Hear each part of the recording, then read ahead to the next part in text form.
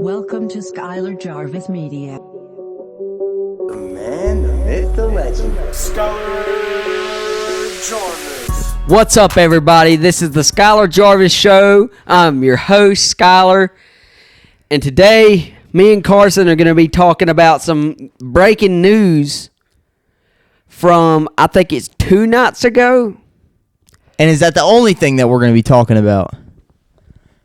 Well, we could talk about some things afterwards, but Oh, this is what you're trying to focus on right now. this is what we're trying to focus on. Okay, and then we might break off into other things. To have a cohesive Let's have an actual cohesive conversation. Exactly. I'm with it, man. I'm here. I'm ready. So, Jane's Addiction, a well-known band from the 90s. A lot of you Gen Xers, you guys know who I'm talking about. Gen Xers and all you boomers. Yeah, boy. Yeah, boy. So, 2 of the band members got in a brawl. Not scratch that. 3 got in a fight on stage. Yeah. Friday night, I think. I think it was Friday night. But this man. Where to start with it? So, Jane's Addiction's Perry Farrell, the lead vocalist, just out of the blue, shoulder checks the guitar player. Yeah. And then punches him, and then... So the lead singer shoulder checks the guitar player. Yes. Really? And the guitar player's kind of like, what the hell? So why is that? Why did he do that? We don't really know. Some people are saying it's substances. Some people are... His wife... what it is? I forgot what his wife said. was saying it was tinnitus, and he couldn't hear. Oh yeah, okay. He couldn't hear himself over the band, and apparently the band was too loud for him. So eventually he was having to scream so he could be heard, and I guess things just popped off.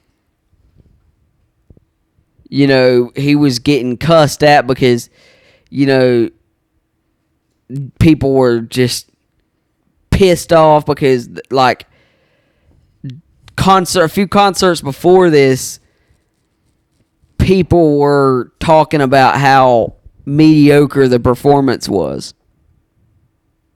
You remember them talking about that? Yeah. So, Carson, what are your thoughts? Man, I don't understand why actually, I do kind of understand if he didn't hear anything that was going on and they maybe knew that there was something going on, because most of the time whenever there's altercations, a lot of times there's a lot of different things that lead up to that. Right.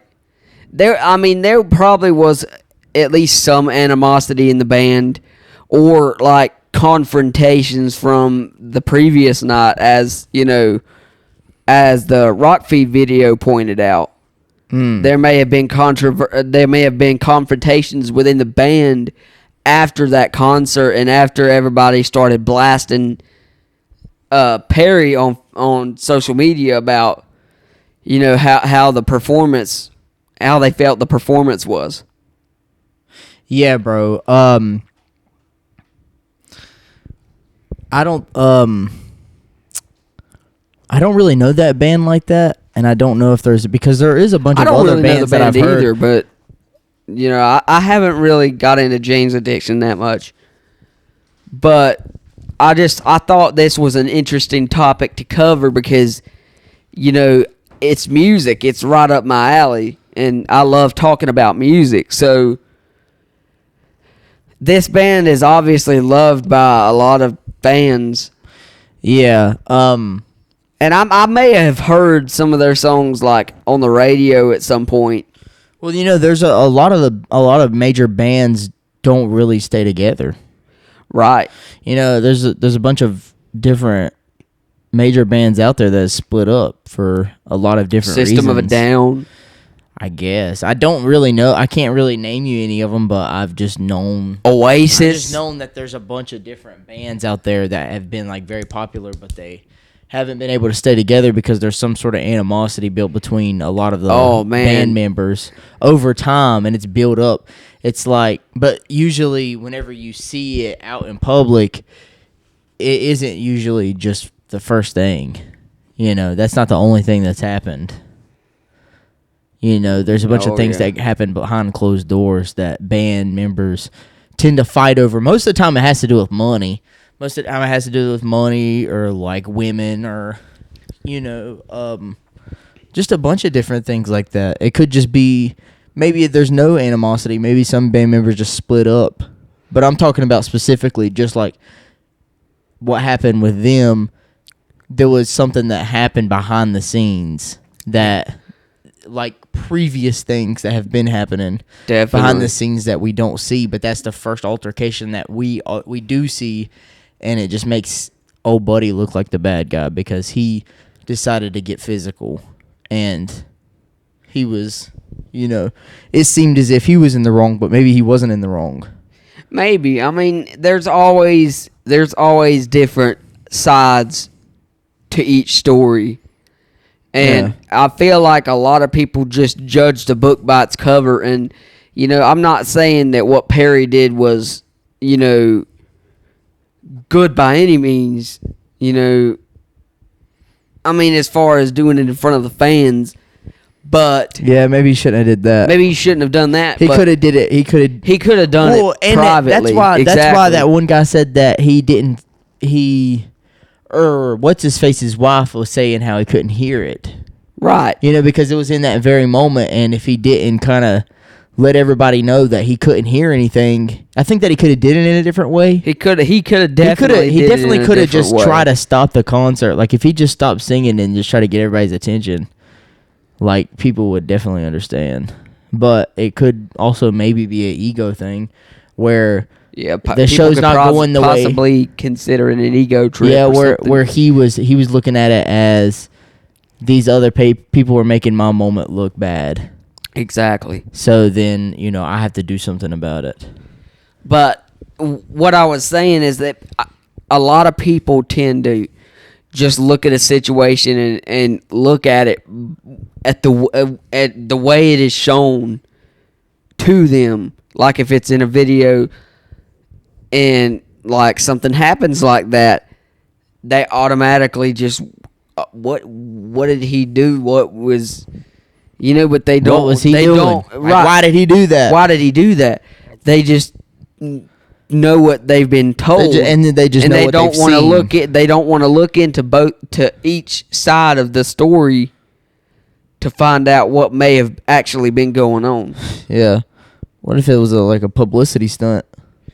I don't think so either. Publicity no, stunt. I don't think so either. Honestly, but I mean, I didn't hear about him until this. You see, before this, we just looked him up. Right. So I don't know. I mean, I probably heard Jane's Addiction before because my mama seemed to know him, and like I just haven't got that deep into their catalog. And that's probably going to piss a lot of 90s fans off because I'm a huge 90s head. Mm-hmm. But, you know, that's your shirt says you're a machine head. Yep. That's pretty good. Machine head. You're a 90s fan. You said you're a 90s head. So that's not what your shirt says. I'm a 90s fan. You're a 90s fan. 90s, head. Early 2000s guy. You're just a fella. That is my generation of music right there. My favorite era for just everything coming out was so.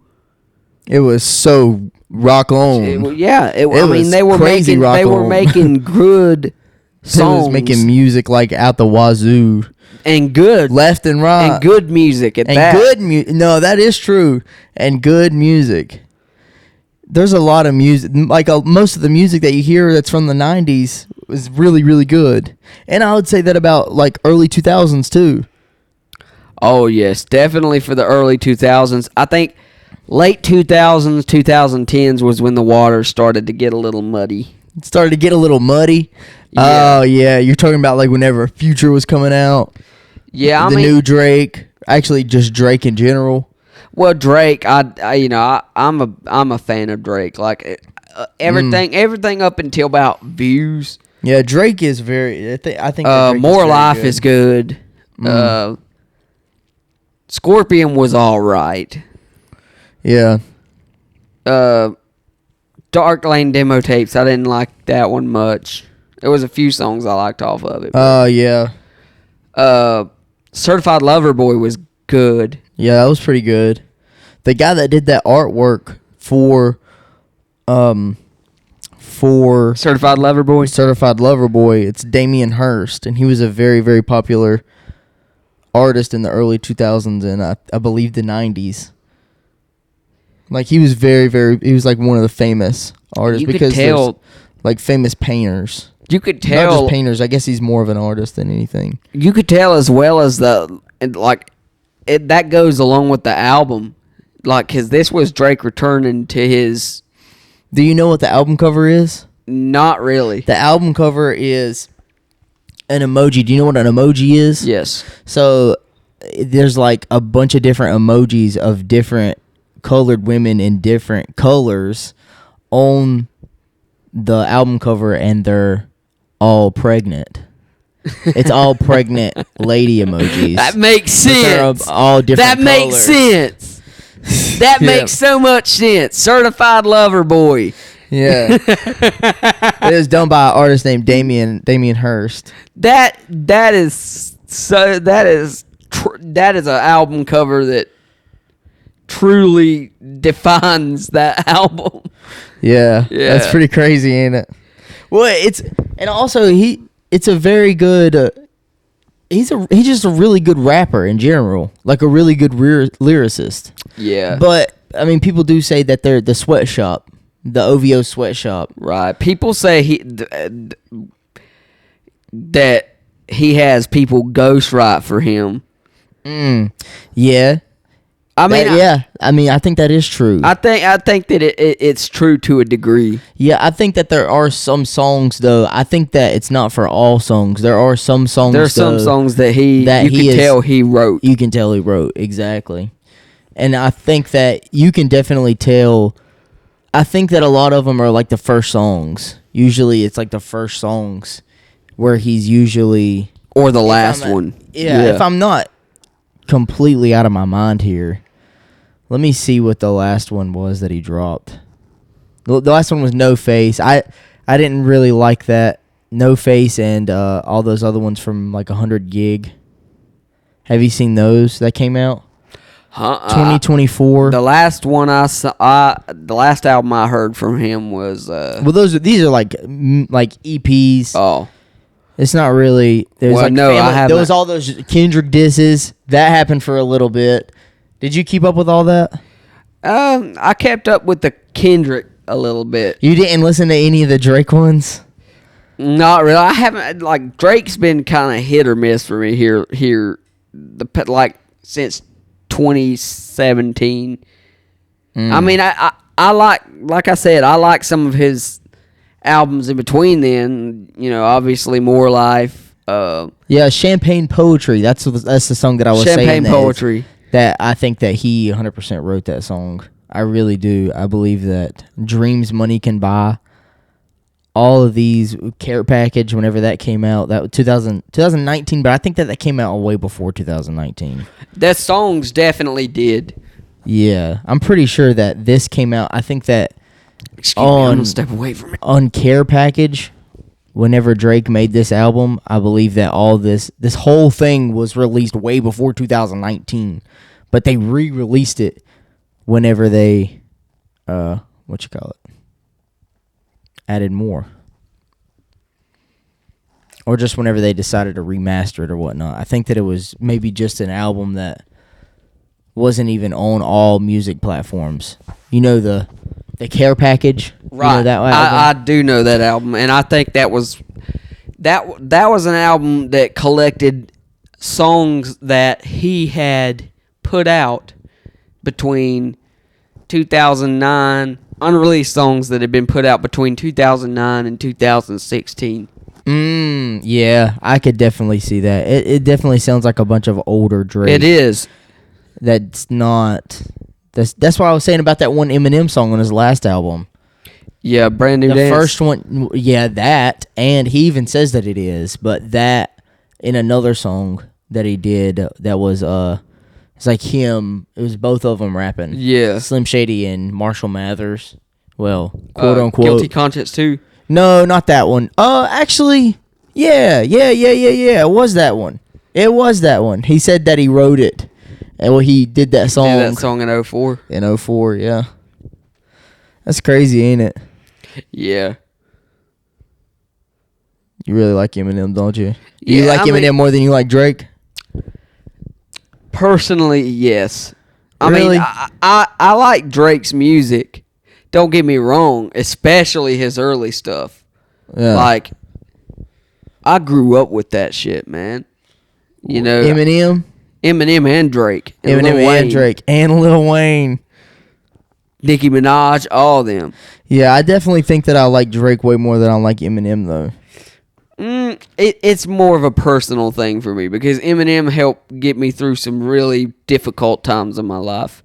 Mm-hmm. You know, and Drake was just a good artist. He was a really good artist. And, man, Drake? I went and I was bumping If You're Reading This, It's Too Late when it came out. Yeah. Or not when it That's a good not one. when it came out, but like like I told you, my brother got the was. CD. Whenever it came out, I was bumping it. My brother got the CD from. I was in middle school whenever that came out. Yeah, I was too. I remember singing Six God in English class. Woo! Yeah. Did you not get in trouble for that? I remember that. I think that I was a freshman in high school. I'm pretty sure I was a freshman in high school and I was bumping Drake. Well, I wasn't bumping Drake. I was just singing it. Like, I didn't have it. I just remembered the lyrics to it, and I remember singing them in English class. Oh man, Whenever I was in high school. I would go, and somebody would be singing. Oh gosh, Mary Had a Little Lamb. No, somebody would be singing. Running through the six with my woes. Yeah, that's what I was singing. Count money. You No, know that how it goes. and Six God. Yeah, Six God's a good one. Yeah, I was singing both Six of those. God's a good one. And I remember singing them with people that was around me at the time. Because they knew the words too. Yeah. And then they asked me about it. It was or a something phenomenon, like that. man. I Like, can't believe I remember that. Everybody, like, when I, like, he would go running through the six with my woes. And then I would go counting money. You know how it goes. And then the guy would be like, oh, yeah. My boy know his shit. Yo. Yeah, and then you just started singing the whole album. Yeah. Yeah. Man, I bumped the crap out of that album back You then. bumped it. Yeah. Took a bump off the album. Legend is one of my favorite Drake songs. That's a good one. Yes. Just that whole album, bro. I'm That telling whole you. album from front to back is good. Well, yeah, but he also got like Now shit and on Forever. because they didn't. People was dissing him about him not writing that whole album. Well, for the most part, not the whole album. Well, he probably didn't. I mean, But that was like I the said, first time that it came out that it Right. was like exposed that he doesn't write all of his stuff, which maybe was a surprise to some, but I really don't think that it was surprising whenever I heard it because most people in the music industry don't really write Dr. their Dre music. has people ghostwrite for him. Well, the Dr. Dre had Eminem ghostwrite for him. Nowadays, everybody want to talk like they got something to That's say, what but I'm nothing saying. comes out when they move the lips. Just a bunch of gibberish and act like they forgot Yeah. about Dre. And Drake. Yeah, yeah, man. So, Lil Wayne. I remember hearing Lil Wayne for Lil the first Weezy. time. Lil Weezy. Yeah, Weezy F baby. And the F is for oh. I don't know about all that. The F No. is for front man. Yeah. he did he did Lil Wayne. I remember hearing the Carter 4 for the first time. You know, it was my brother. He had it on an MP3 player. Yeah. You remember hearing the Carter 4? Mm-hmm. Yeah, I remember that too. Definitely That listened to a was- lot of Lil Wayne. That was a back in the really day. good album.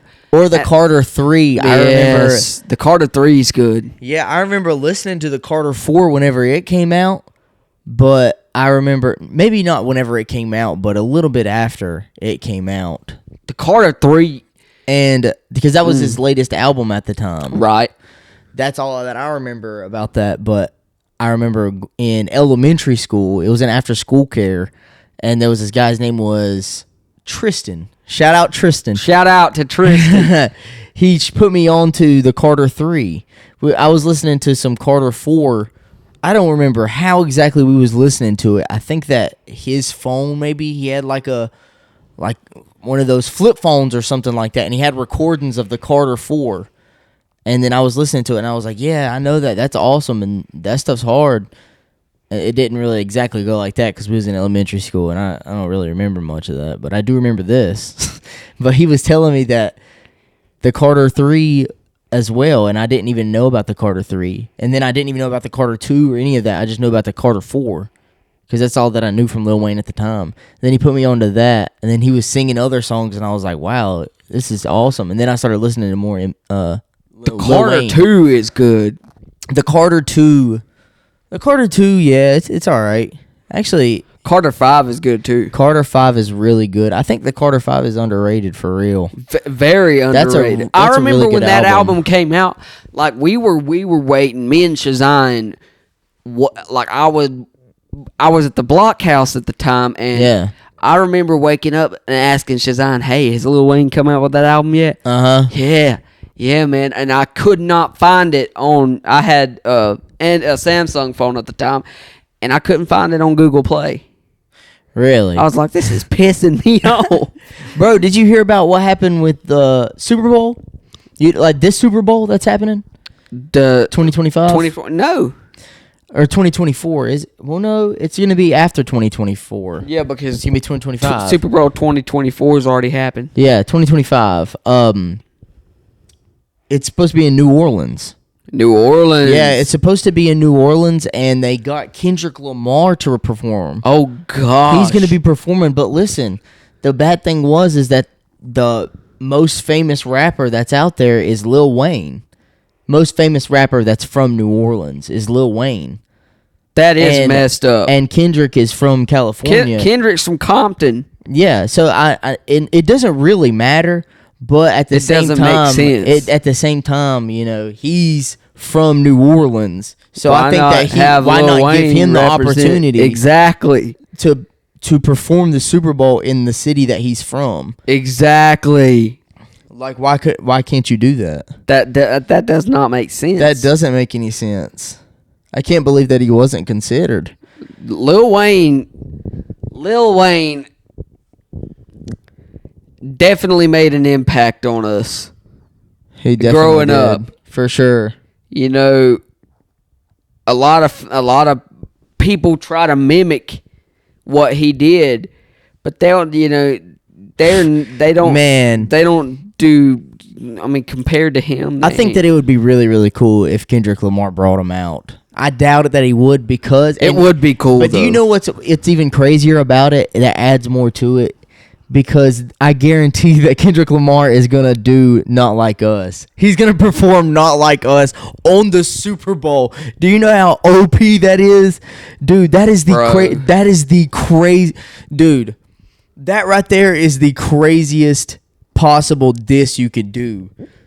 You're performing the biggest diss that's ever been made in hip-hop history on the Super Bowl, the platform that has the most amount of views in the world at you got one a bunch time. of people tuning in, and I bet you when the Super Bowl halftime show, I'll be sitting there trying to listen to the daggone performance, and my papaw will be like, "I don't understand why they get all these rappers to get on there," and I'm like, "Well, dag nab. I mean, It's the culture. It's the culture. Exactly. I mean, Yeah. It's definitely the culture spritzed into the whole thing. and I'm like, let me enjoy my rap music, please. Yeah, well, that's the That's like the number one genre. Exactly. It's hip hop or rap. But there's other ones, but there's other ones. That's in still America. there, but in America, and the number one other genre countries is hip-hop. see football and whatnot, but in America, the whole culture is bounced off of one another. So I think that the culture is definitely prescribed to hip hop and rap, and it has been for a long time. Definitely. I feel like after the 90s, like you noticed in the 90s there was all these trials, all these music trials of people, Judas Priest got, this isn't rap, but Judas Priest got dragged into court because of a screwed up incident where, two people committed suicide and their music was blamed. When? But this is 1990, but then I think it also in the 90s, Two Live Crew got, Two Live Crew is crazy. Two Live Crew is that they Shout out. Yeah, they are explicitly explicit. Exactly, like yeah, straight up. They were one of the first people, like, apart from NWA and Ghetto Boys, to really start talking dirty. Talking dirty. You know what I'm saying?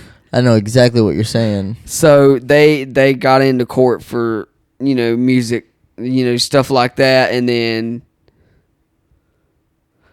yeah, well, a lot of people. And then the whole cop killer. Eminem's. Yeah, Eminem. Well, he's been to court so many damn times over music, over stuff that he said. Exactly. Well, yeah, he has, and he's, he's proved that he can't be canceled on this album, this new album.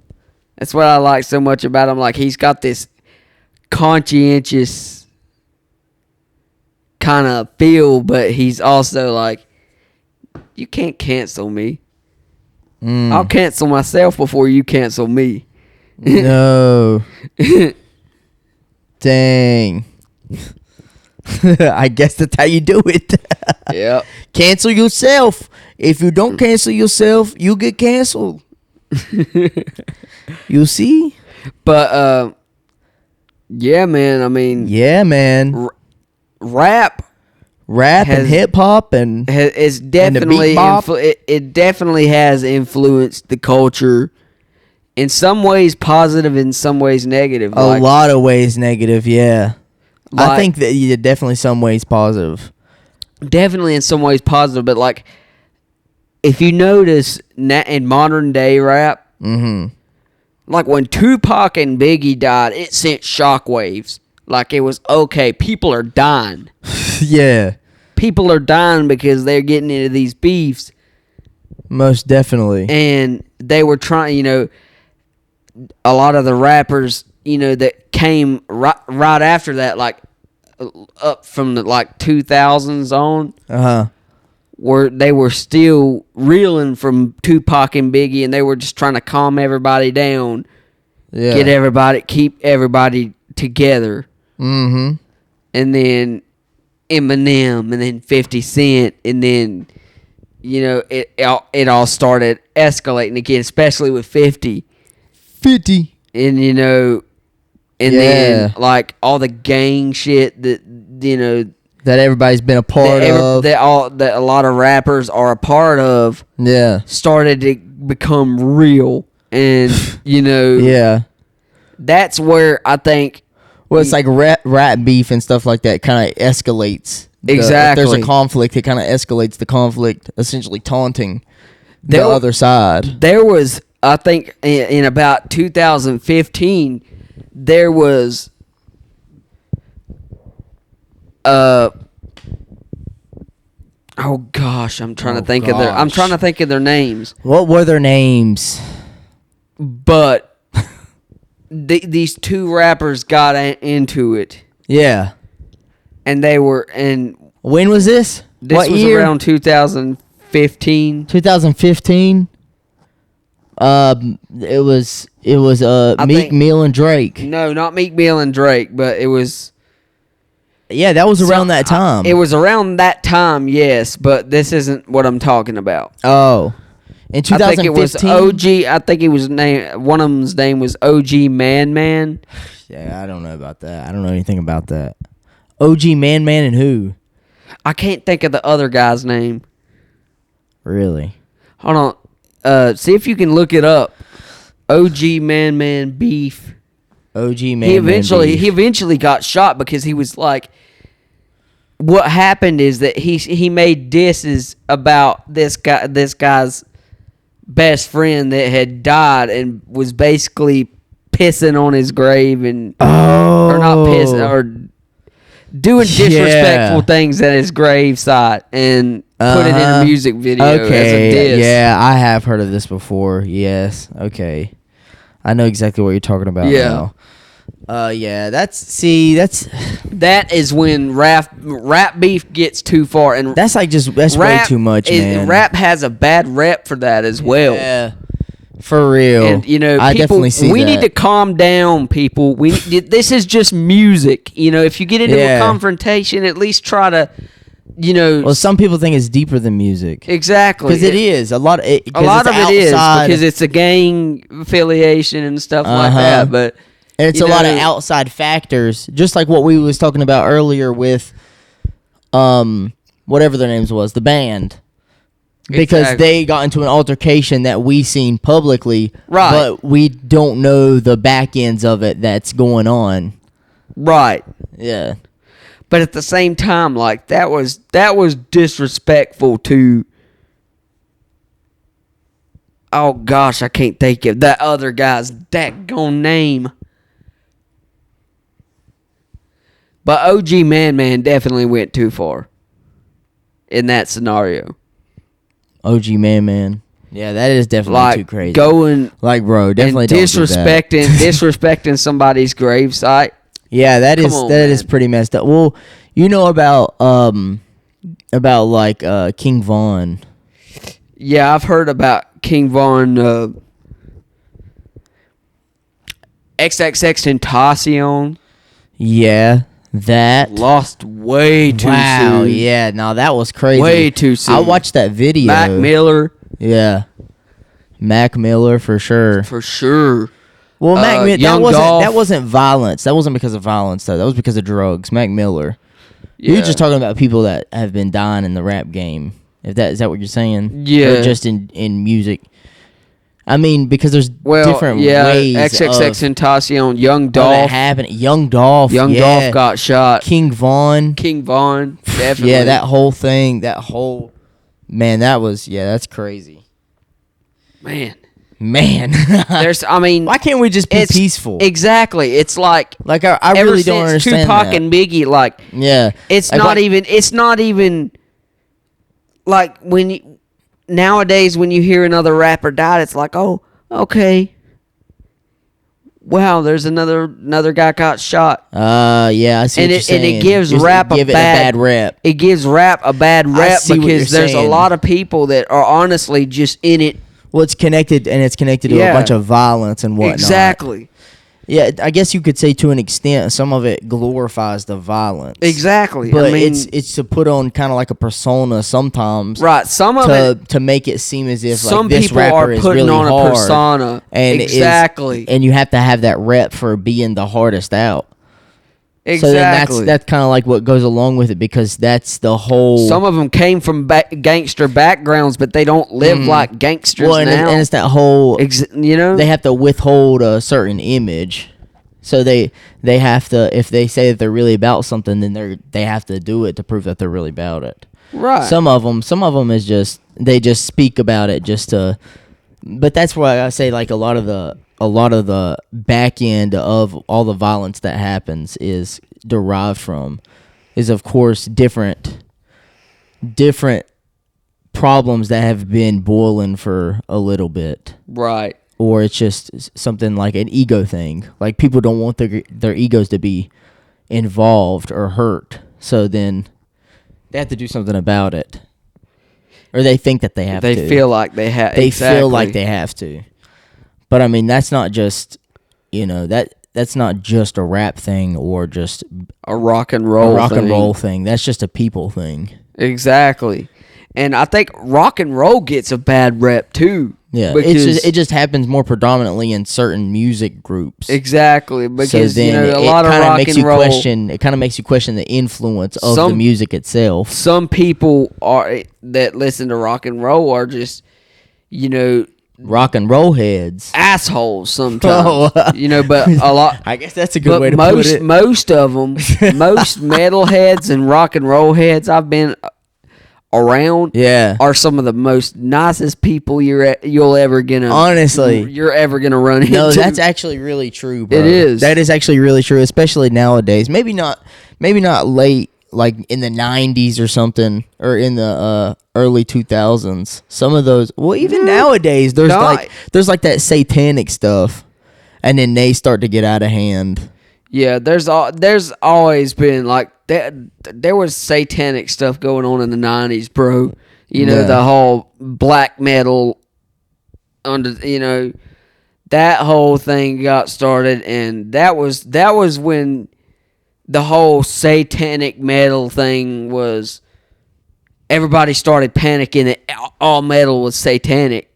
You know what I'm saying? Because these black metal bastards were coming, and just doing friggin' rituals on stage and that's insane. I know.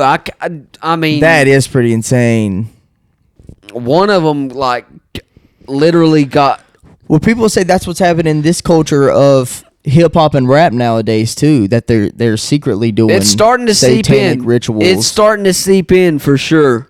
It's starting to seep in for sure. Or there's a lot of correlation between it, especially in the visuals or what they portray to us is more demonic types of. They're more demonic types of ways of doing things. Of how they when you start getting into the daggone demon talk, I mean, it just something in my stomach just drops. I mean, but it's a good thing. It's a good thing to talk about because it is a lot of stuff. It's a lot of the stuff that's going on, and people need to be made aware of it. Yeah, but they also need to understand that the music itself. At the core, if you take away, the personality behind who's doing the music, the music itself, like, you can make a Christian rap album, you can make a Christian metal album. Yeah. But, that doesn't mean the music is inherently evil, but it's what we do with it as, artists, as entertainers.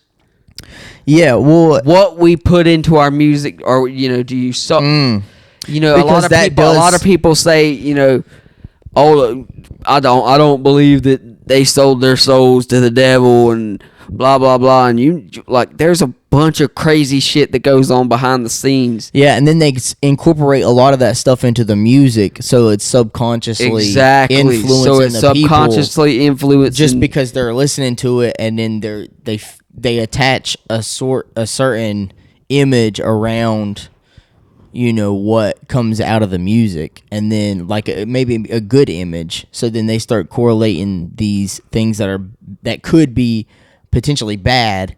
They start interpreting them as good. That's good. So then they think that they have to be a part of whatever they listen to, and I do understand that, but that's why I also say, like I say, to separate the art from the artist, because a lot of these artists really are messed up people. So if we just didn't listen to anybody that is of an artist, and they have a lot of music or they have a lot of art that you may consume, I think that if you separate the art from the artist, then you can separate what the art really means deep inside and maybe just feel it as a rhythm, or I think that we do attach certain feelings and certain memories to certain songs if we really like a song.